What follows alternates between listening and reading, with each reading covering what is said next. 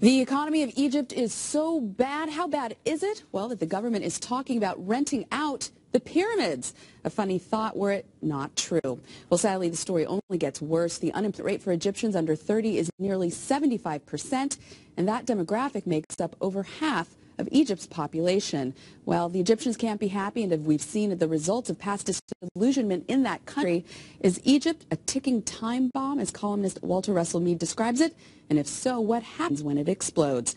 Joining us for tonight's Q&A is Khairi Abaza, a former senior official of the Egyptian Wafd and a senior fellow at the Foundation for the Defense of Democracies. Welcome. Thank you for coming to the show.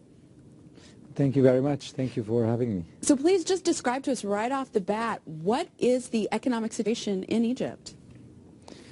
Well, the economic situation is very, very bad. The Egyptian pound has been devaluated by around 20%, and as you mentioned, the unemployment is high, and there isn't a lot of prospect for future investments. So what is the basis for the Egyptian economy as we speak right now?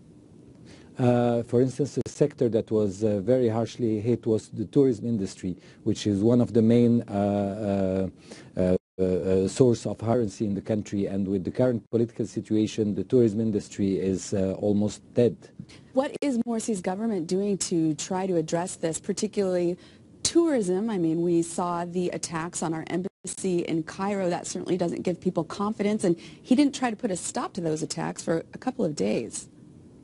Yes, I mean, to put an end to the political instability, there is a need to become more inclusive for the government and to open up to other political parties and to other groups, so that the country is politically stable, so that it can attract tourists and have normal relations with other countries. And this process didn't start yet.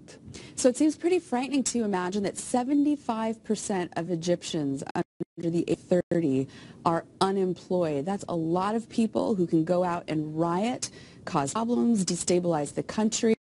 Is the Muslim Brotherhood's hold on power in Egypt threatened by this economic crisis and astronomical unemployment rate? And on the other side of that, is that a good or a bad thing? In any country in this situation that would be in a situation like Egypt, any government would be threatened by the current situation. As you mentioned, the 75% unemployment, time on their hands, and also a government that wants to rule in a partisan way and that does not want to share power. So this is the perfect ground for more violence and more trouble to come. So is there any fear that President Morsi and the Muslim Brotherhood will try to deflect this economic anger, this anger over unemployment and poverty in Egypt, and deflect it onto Israel so that they don't have to take responsibility and create, this other enemy of the Egyptian people? They can try to deflect it towards other issues, but there is a reality on the ground that the Egyptian pound was devaluated already by 20%, and it will be even more devaluated, which means that bread, Egypt imports most of its wheat, which means that bread will become 20% more expensive. Egypt is importing its gasoline and its fuel, and it will become also 20% more expensive. With no hard currency coming, with no tourists coming into the country, with no investments, then it means that the local situation, even if you try to deflect it, there is a reality on the ground that commodities become much more expensive and life becomes much more expensive. So attempts to direct anger toward other issues, I think the chances are that it will fail.